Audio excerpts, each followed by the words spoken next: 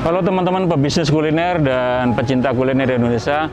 Kali ini saya akan ngajak teman-teman untuk mengikuti seminar Apkulindo yang akan membahas tentang membangunkan bisnis kuliner di akhir masa corona. Kenapa kok membangunkan? Karena tahu sendiri kan selama hampir 1 tahun ini efek pandemi itu banyak meluluhlantakkan sektor pariwisata, juga di dalamnya ada bisnis kuliner ya. Jadi banyak sekali yang omsetnya turun. Nah, kenapa kok bilangnya dibangunkan? Berarti kan membangkitkan kembali. Karena ada satu harapan setelah vaksin ditemukan dan diimplementasikan, mungkin di awal tahun 2021, maka kita siap-siap bangkit. Nah, hari ini kita akan ketemu dengan pembicara-pembicara yang hebat, praktisi di bidangnya. Nanti saya juga akan berbagi tentang update tentang kondisi market saat ini, dan akan dilanjutkan dengan Mas Yoga yang di saat corona dia itu malah membuka outletnya 24 jam. Ada juga Mas Alfian yang di masa corona malah berternak bisnis kuliner yang tadinya cuma 1 sekarang menjadi puluhan ya. Dan terakhir ada pembicara yang sering kita tonton di Kubis TV, yaitu Pak Giri Buwana, pakar Ghost Kitchen dan penulis buku Ghost Kitchen pertama di Indonesia. Nanti juga kita bisa live chat di situ. Oke, ikuti terus dan kita simak obrolannya, diskusinya, seminarnya, biar kita makin paham dan bisa menentukan sikap yang cepat, yang tanggap dalam kondisi apapun. Oke, ayo kita ikutin yuk.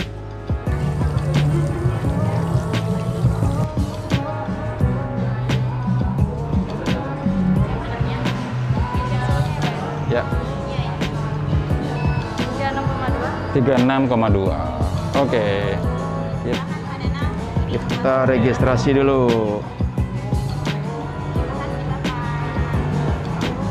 Mas Bukin. Sama siapa, Pak? Mas Bukin. Silakan, Pak. Jadi namanya nomor 2. Nomor 2 ya. Oke. Pak.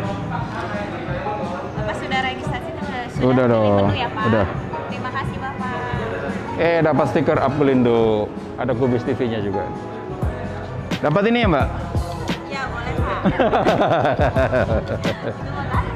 Nama dong, kasih itu nama. Nama. Oh, nama lagi. Iya. Tadi udah dikasih ya, Pak.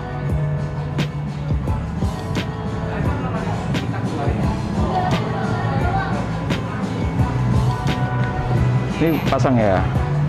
Dipasang di dada ya, Pak. Oke.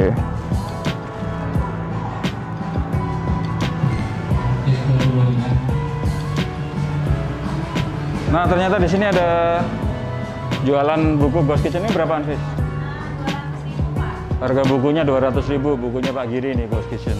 Ini kopi siapa nih? Oh, ini punya apa nih? Harga berapa nih? Ini yang mana nih, Pak? Ini Tuku yang kopi. brand harganya 90.000. Oh, ini ada yang jualan. Oh, ini yang pre-order Pak Giri ya, yang market intelligence research ya. Oke, ada jualan kopi dan wah, ini ada logo Apkulindo ya. Apkulindo Academy, sharing, training, diskusi, dan company visi.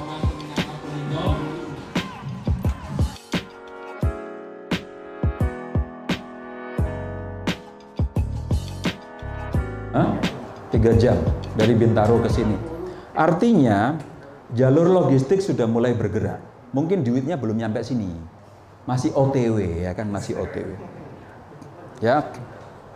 Jadi ini ada satu indikator bahwa ekonomi ini terperosoknya itu mudah-mudahan udah terakhir kemarin di September gitu loh, terperosok paling dalamnya. Ini mulai akan bangkit.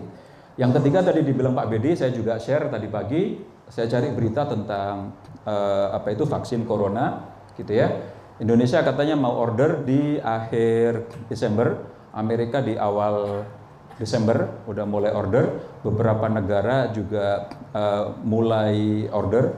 Malaysia sudah DP 10% dari jumlah penduduk dia, mungkin untuk yang kritis. Pemerintah akan mengumumkan hari ini daerah mana yang akan dilakukan vaksinasi terlebih dahulu.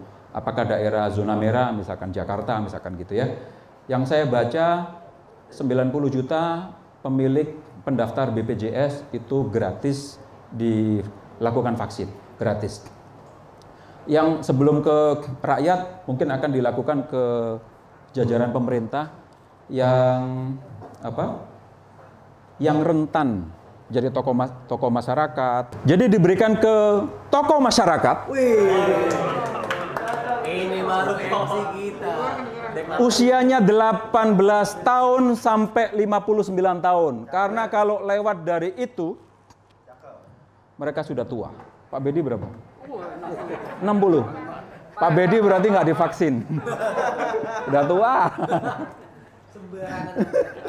Yang penting sugi, Kak. Yang penting sugih. Nah, Cek, nggak masuk nih suaranya.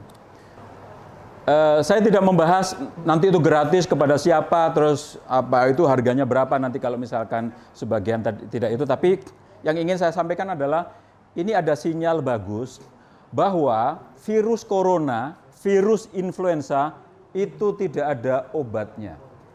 Kalau Bapak Ibu tanya ke dokter, saya flu, ya udah ini bisa meredakan flu, betul nggak? Ya, yang saya baca dari dokter Google, nah itu seperti itu. Karena saya bukan dokter. Ya, dan alhamdulillah saya sudah pernah kena COVID. Ya, dan video saya dihapus di YouTube. Katanya menyalahi aturan WHO. Ya, jadi Kubis kena SP1 di bulan September. Padahal itu videonya viral banget. Tapi yang kena COVID bisa nonton di Facebook. Karena saya nggak nulis kena COVID. Saya bilang digigit si Upit. Nah, gitu. nggak gigit si unyil. Kalau waktu saya upload di YouTube, saya udah tulis digigit si COVID gitu ya. Terus begitu viral, kata kunci hashtagnya itu saya cari yang secara Google Analytics sama Google Trend itu yang tentang COVID nilainya jadi bagus. Jadi lebih viral lagi. Mungkin terus langsung ketahuan ini tentang COVID, langsung disuspend, nggak disuspend sih, kena SP1 lah seperti itu. Itu yang kami lakukan di Kubis TV. Jadi Kubis TV ini adalah kuliner bisnis. Saya belajar bisnis kuliner karena ternyata bisnis kuliner itu tidak gampang, ya. Jadi saya belajar bisnis kuliner berharapnya dari A sampai Z, bisa mendapatkan ide-ide, bisa mendapatkan nilai-nilai perjuangan. Saya kemarin 8 kuliner legendaris di Bandung saya liput, itu mereka usianya sudah 30 tahun, bukannya semakin surut, tapi semakin maju dan mereka semakin kaya, semakin rame. Ya, jualan itu sehari itu bisa lebih dari 1.000 mangkok, 2.000 mangkok. Cuman saya nggak mau nyebutin terlalu banyak. Nanti kalau orang udah ngitung, gila omsetnya sehari 80 juta, berarti sebulan segini, berarti ini PB1-nya segini. Nah, kan nggak enak saya ngomong begitu kan gitu. Meskipun saya bisa ngitung sebenarnya gitu. Ya. Itu. Jadi saya kemarin liputan, wah ini di live-in nggak enak. Ada satu brand lah gitu ya, orangnya udah sepuh gitu ya.